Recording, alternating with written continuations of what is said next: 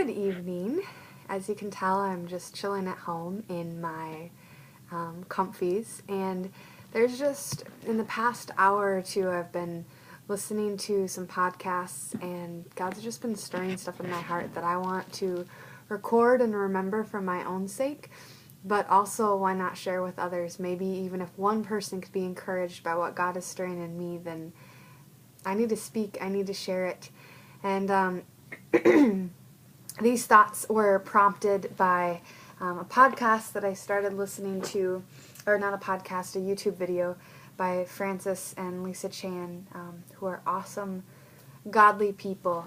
And they were talking about Christ-centered relationships, but they went so much deeper and just talked about how Christ has to be at the heart. It's not this pyramid thing of Christ first and this second and this third, and let's argue whether family should be second or ministry, or it's just Jesus. It's just Christ. It's just, where is our heart? Because that is what God always looks at.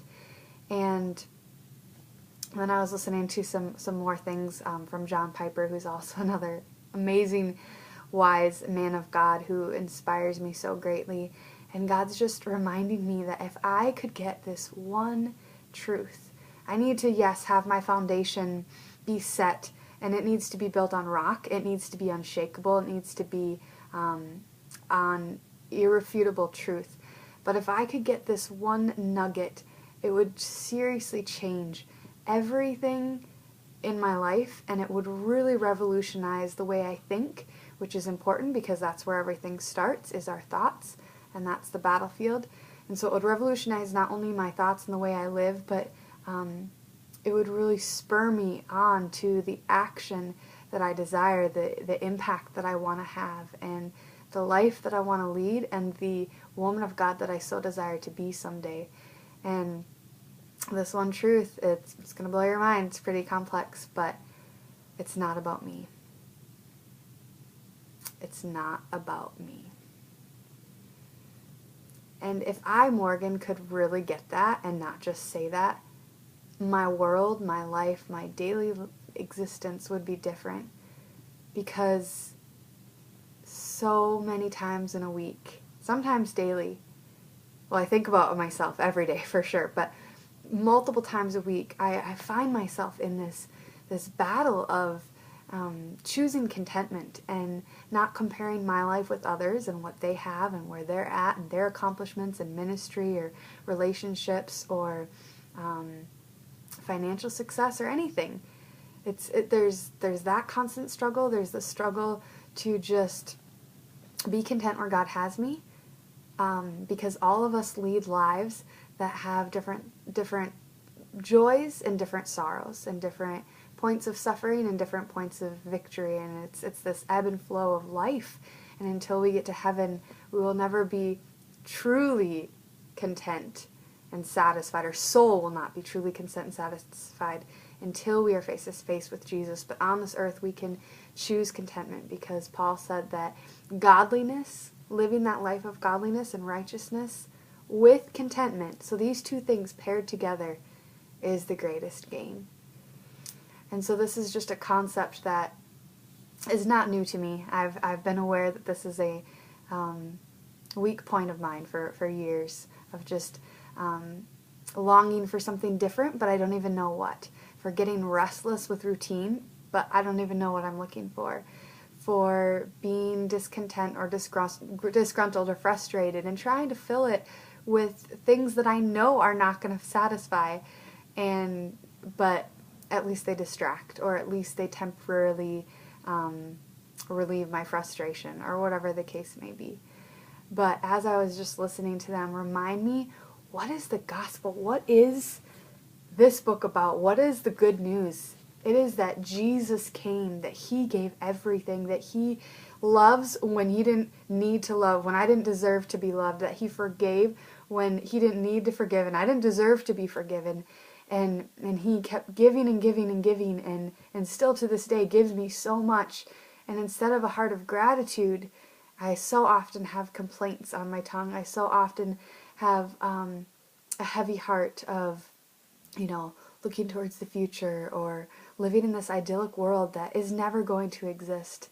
because this world is fallen, and we will have many cares and we will have troubles.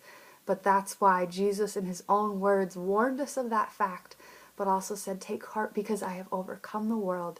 And when you abide in me, you overcome it too, no matter how small it is, whether it's a fight with a family member or a boss, whether it's just being at a job that you aren't really satisfied with, whether it is,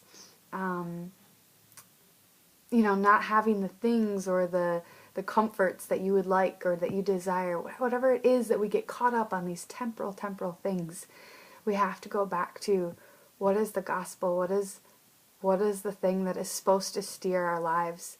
And in a nutshell, the gospel is, it's not about me. It's about Jesus. Everything that Jesus came to say pointed back to the Son came to say everything that pointed back to the Father, and that our lives should be so deeply rooted and just grounded, anchored in who He is, and not who we are. I've heard a lot of teachings, and not prosperity gospel necessarily, but a lot of teachings about how God wants me to have these things. God wants me to be this or have this so that I can, give or whatever. And I do believe it's scriptural. Matthew 7 says that if earthly fathers know how to give good gifts to their children, then how much more is our dad in heaven going to take care of us? How much more is our dad in heaven going to give good gifts to those who ask him? And so I know that God wants to bless us, but I, at least, and I have a feeling that others have fallen into this trap too, but I get caught up in the trap that that's what it's about, and that my relationship with God is about my happiness when it's not. It's about my holiness. It's about sanctification. It's about Him pruning me every single day. And sometimes I get sick of the pruning, so I push away the clippers, or I say, you know what, not today. I don't want to be pruned today. But those are the times that I turn inward and start to become miserable or start to become discontent with the way things are. And tonight was just a good spiritual spanking, because God disciplines those He loves. It's another element of Him being our Father. And so He just reminded me that it is not about me. And that's a good thing. That's a really freeing, exciting, joyful, humbling, grateful truth, that it's not about me. And there's two sides of that. Some people maybe don't struggle as much as I do with comparison or contentment or dreaming of travel and all these escapes.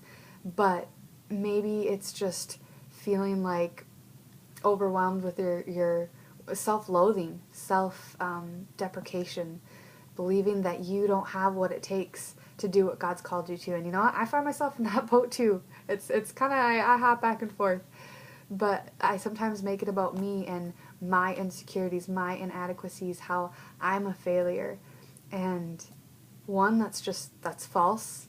I am more than a conqueror, and I can do all things. There is not one thing that could be thrown at me that I'm not capable to combat, to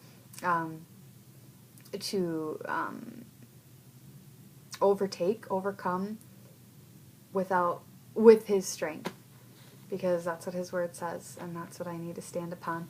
And so,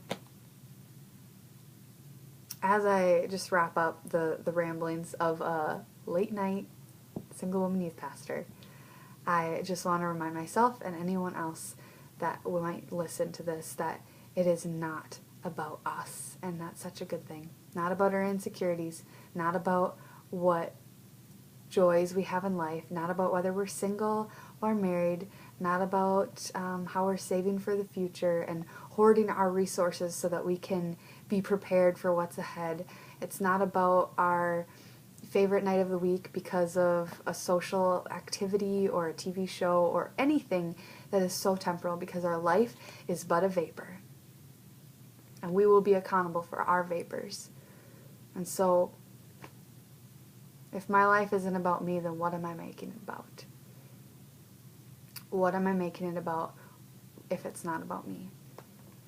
Because you can make it about others, you can make it about good things, but it has to be about Jesus Christ and Him crucified.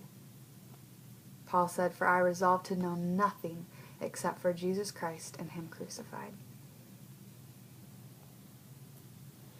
I am someone who needs repetition, and so, I don't know, it's going to be backwards, but in my mirror behind me, I wrote a very large sign, "It is not about me," because I just need to drill that into my brain, because it will change everything. The gospel is truth. The gospel is freedom.